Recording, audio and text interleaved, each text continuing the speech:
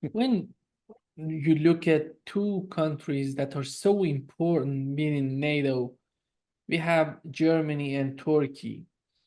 And focusing on Germany, recently they're talking about fighting Russians by 2029.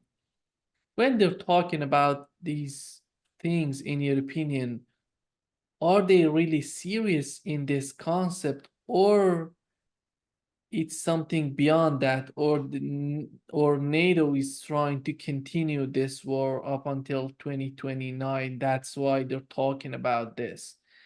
And this is the first question. And the second question goes to the attitude of Turkish government recently.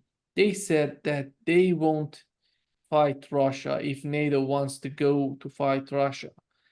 And and after that they're asking to join BRICS. This is huge changes on the part of the Turkish government. It shows how they're moving toward the east. What's your take on these two countries? Both of them are so important, so crucial for NATO. Yes, no, you're right to ask this question. I mean, Germany first. I think the problem of Germany today is exactly what I explained before about, I mean, I focused a little bit more on France, but Germany has the same problem. The Macronizing. Sorry? They're Macronizing. Yes. Macron, exactly, they're Macronizing. Sorry for Now, the thing interrupting is, you. Yeah. that's an interesting word, by the way. But no, the German economy, as Ursula von der Leyen would say, I mean, that's what she said about Russia, but now we can use her expression for Germany. German economy is in tatters, basically. And you see the German economy trying to make more investment in China because they can no longer produce what they would like to produce in Germany because it's too expensive. So they are not really competitive in terms of cost of production and so on. Price of energy is extremely high. As a result, many production plant have been closed in Germany, and so on and so forth. So this is a problem. And that's probably also one reason why you have the extreme right in the last election. I mean, the extreme right got boosted up, literally. So you have this problem now. The thing is that in the recent time, you have the German government has become more, let's say, try to warn about war and try to explain that they are into a war economy. And by the way, that's exactly the same thing we had in France. And even Macron said we are in a war economy because now you have inflation, you have more unemployment, you have factories closing down and so on. So you have to explain, well, why are we, but we are at war. And as Macron said that we are in war economy, so we have to have the condition of that. And you have the same thing in Germany. So the idea that Germany might be at war against Russia in 2020, I don't know what, 29 you said, but I had other dates in mind because recently they made they had an exercise, a military exercise, and the date was 2027. So basically, these dates mean nothing. It's just trying to make a scenario, trying to portray a threat, just to mobilize people and so to make people trying to accept what the government is doing. That's all. I think this has no reality. The Russians have never indicated they wanted to attack Europe. We don't even understand why they would do that. The reasons for attacking in Ukraine the reasons were very clear. That was stated many times by the Russians. Before that, of course, this didn't reach the Western media, but if you look at the Russian media in year 2021, during the whole year, they said, be careful. If you attack Donbass, we will attack Ukraine. So there were a lot of warnings given by the Russians explaining exactly why they would do that, what they would do, and who they would attack. So this is absolutely, we are absolutely not in a situation that the one that we had in the Cold War, that we expected Soviet Union to expand communism in the whole world and trying to attack the imperialist Europe and things like this. So we are definitely not in that situation. As a result, we try to afraid ourselves. We're just trying to afraid ourselves to make us afraid of a threat. And having a threat then is a good way to calm down opposition and people who do not agree with the measures you take. And if you take measures, you can still say, oh, well, but we are in wartime, so this is a wartime decision. So that's how I see it.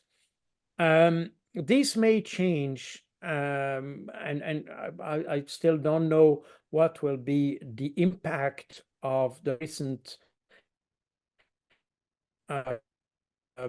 election. Although they were European election, they were not attacked on the setting of the government in Germany. Maybe they will have in France, since President Macron decided to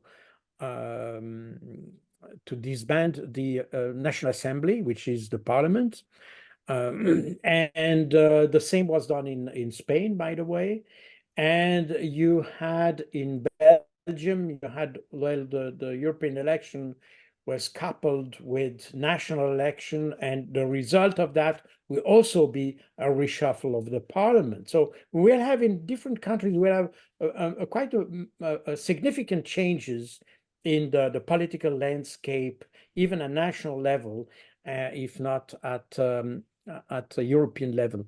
So we will have those changes, and they may affect the way people understand the conflict. And again, we have also to see what will happen with this conflict in Ukraine. I have no idea how this will end up. If we continue that way, we will probably witness a decisive military victory of Russia or something like that. Probably not this year, but next year, and that may change the whole equation. So about Germany, I think those dates are pure. This come out of the blue. This is just a way of indicating an horizon for a war that nobody has a real clue or indicator that it may happen. So, as to Turkey, as you know, I worked in NATO, and I noticed that Turkey is a very how to say that, is a peculiar member of NATO. I think Turkey is a very they are convinced of the necessity of NATO.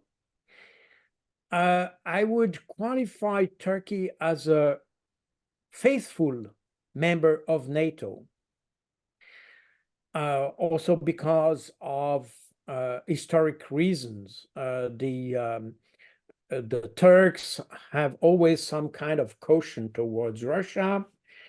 So this is an historical fact. And that's probably why they were so, let's say, keen to join NATO. And that's also the reason why they're so keen to be a faithful member of NATO. But the thing is that if you look at the map, you will notice, I mean, this is no mystery here, that Turkey is the link between East and West. It's a link between the European continent and the Asian and South Asian continent, or subcontinent, if you prefer. And it has always been this link between Asia and the West, East and West. And I think they understand this role. And I remember that there were even discussions in the 40 years ago about how should we understand Turkey? Because 40 years ago, there was already this trend of Islamism, or Islamic nationalism, if you prefer, that was surging 40 years ago. And a question was, should we consider Turkey as a Western country or as an Eastern country? And I remember these discussions, and many people among scholars were saying, well, we should make every effort to keep Turkey with us, because if we don't keep Turkey with us, they will be against us because of the, probably not just religion, but because it is a continent. I mean, the major part of Turkey, even if Turkey considers itself as a Western country, since Atatürk, that was the policy of Atatürk in the 20s to bring Turkey closer to the West. But despite this, Turkey, the major part of the country is an Asian country, basically, or Middle Eastern country, if you prefer. But the culture is also closer to the Middle East than it is to the Western countries. So the risk of having Turkey leaving the West and going in Asia, that was a question that was raised already 40 years ago. And today we have the same question that arises again. So Turkey, the Turks have committed themselves to NATO. And my personal view is that as long as you have this government, so they will not go away from this commitment. They belong to NATO. They join NATO. They belong to the NATO, and they will make they will make as a member of NATO, what they will do as a member of NATO. But at the same time, this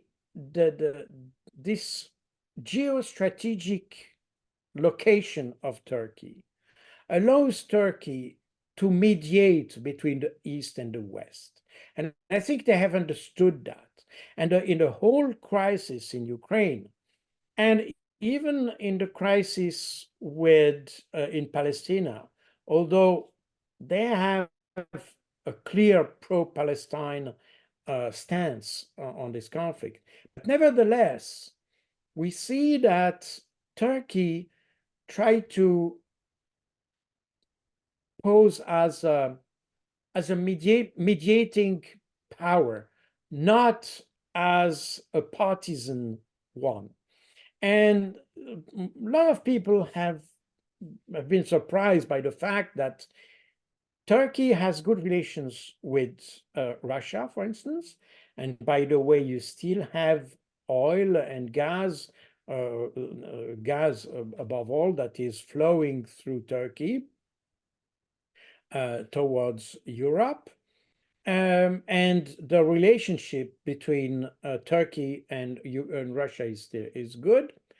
And on the other hand, Turkey is providing like drones to Ukraine.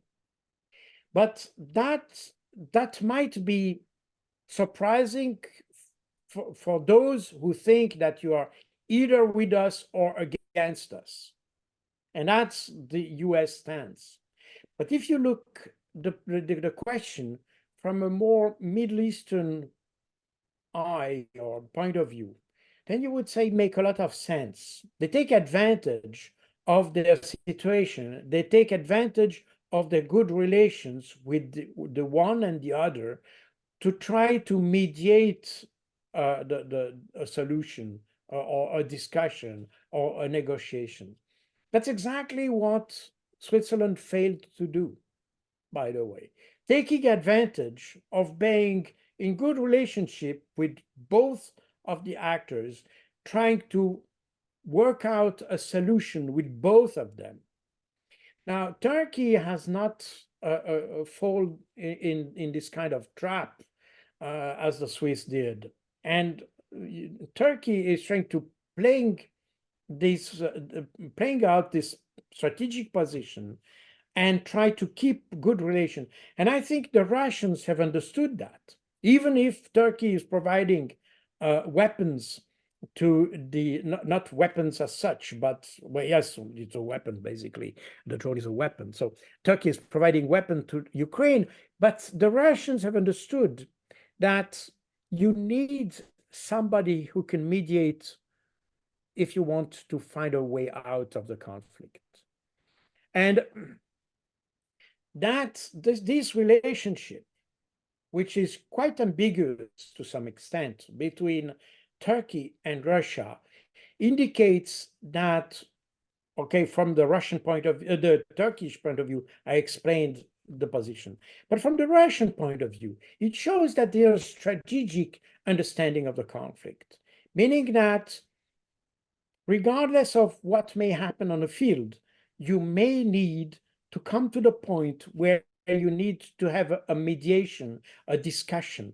And remember that the agreement that was about to be signed between Russia and the Ukraine in March 2022 was under the auspices of Turkey. So we may not have an Istanbul 2 as somebody suggests. I mean, if there's an agreement, this will be definitely a totally different agreement. But you may still have Turkey as a mediator between the two, a facilitator between the two. And I think that's the role that both Turkey and Russia understand. Probably the US understands that as well, because the problem the US has today is that they were so convinced that they would win this economic war against Russia in 2022 that they never made any effort to be in a position to mediate in this conflict.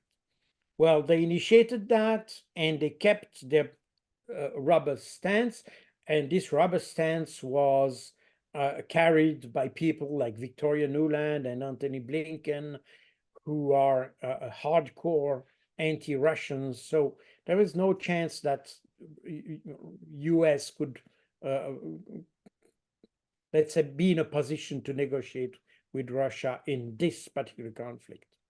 But the thing is that if anything must happen in the future, that will need probably some facilitation from somebody else. It could be China, could be Turkey, could be Iran. No, probably not Iran, because Iran is probably not the let's say the weight on the international scene to be this kind of facilitator.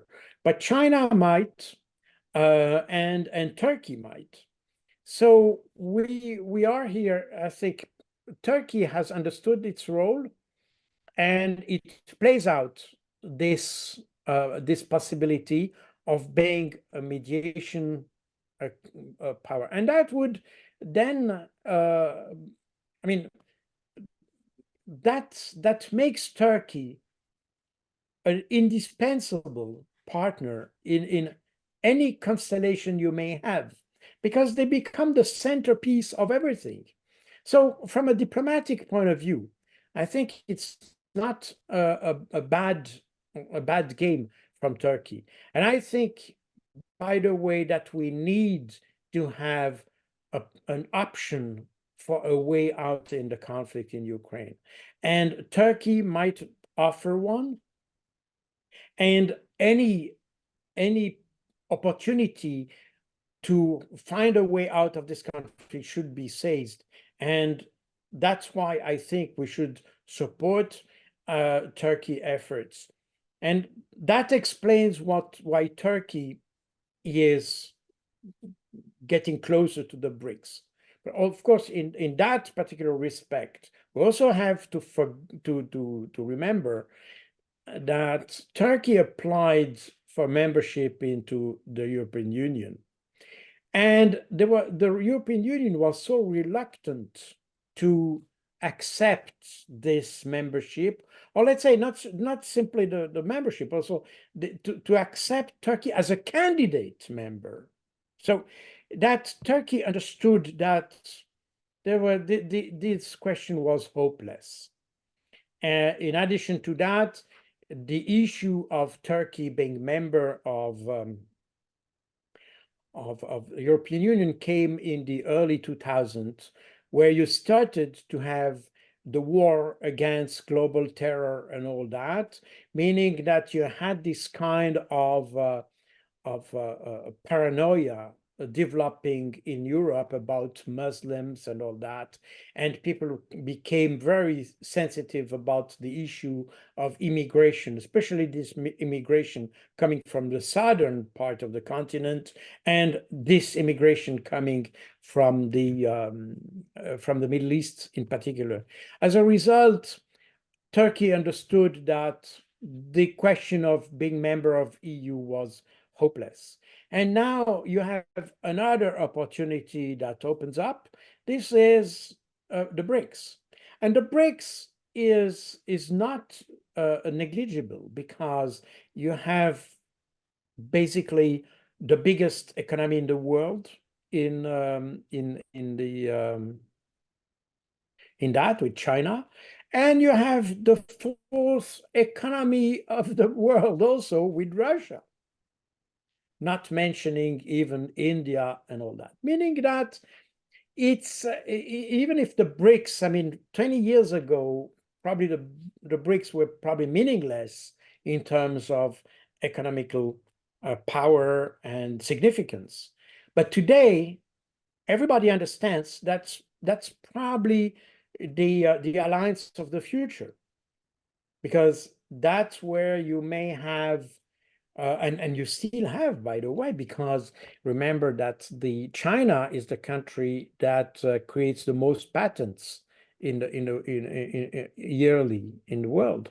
So that's where the research, technology, and all that is booming. China produced so many engineers every. I don't remember exactly the figures, but I think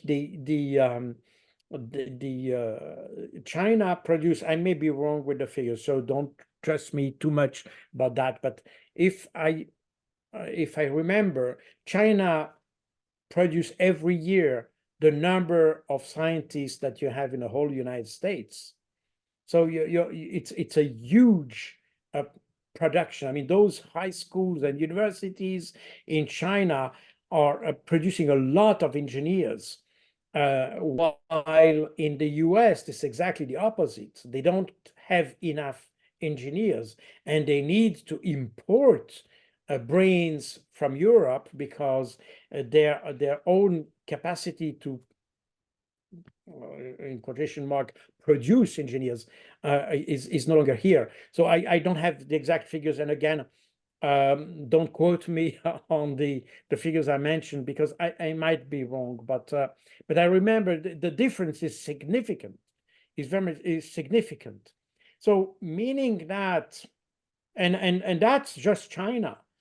I mean, if you look at what India is producing, India is still in developing, if I can put it that way, even if it's a very very developed country, but still it is in a process of developing. But in the next 20 or 30 years, you definitely have India as the second superpower in terms of in terms of production and engineering and the production of software, these kind of things. Even today, the Southeast Asian region is one of the most productive in terms of software production. So the future is there. So having Turkey abandoning the idea of joining the EU and turning towards the BRICS is no surprise. And that should sound an alarm for Western countries, because it shows that Turkey has lost any interest for the EU and prefers to join a more, let's say, a more productive, if I can put it that way, alliances, and probably a more trustful alliance, because we see how it works in the EU. Remember when Viktor Orban in Hungary tried to have different views on sanctions toward Russia. It was the European Union of sanctions within the European Union, because they tried to sanction Hungary by not providing subsidies that they were supposed to give to Hungary. So it was a kind of sanctions within the European Union, meaning that you have a system of coercion within this group of friends. So when you start to coerce your friends because they don't think exactly like you, I think this is not a good sign. And probably if you have an opportunity to join a group of countries that will not look at how you deal with your own problems, that will not interfere with domestic policies, will not interfere with your foreign policy, and so on and so forth, probably you could change view and probably join this kind of group of countries. That's probably what's happening to Turkey. But I think it would be wrong to think that by the same token, Turkey would not be a faithful member of NATO. I think Turkey is and will remain a faithful member of NATO, but it will express, and by the way, it's also important to say that when we talk about NATO, we mention always this Article 5, which is basically this article that provides for this so-called NATO solidarity in case of attack against one of the member of the alliance. But if you read this article carefully, you will see that nothing obliges a country, a member, an allied country, to intervene with military. They have to support the country that has been attacked, but doesn't mean it has to support by providing troops or to join the combat. It may support politically. That's very important also to say. So member of NATO doesn't mean that you have to enter a conflict automatically if one of the member is attacked. So that's very important, because I think a lot of people don't understand that. But it's very interesting to read this Article 5 very carefully. You have to support, you have to make your best to help the country, but not necessarily by involving yourself in the conflict. So in that sense, I think Turkey can probably be considered as a faithful member of NATO. But if there's a conflict with Russia, it might be an option, or I don't have a crystal ball. I don't know exactly what Turkey has in mind, but it could be that Turkey finds a way of supporting the alliance through its mediation capabilities and its mediation power, if I can say it that way. But I wouldn't exclude that.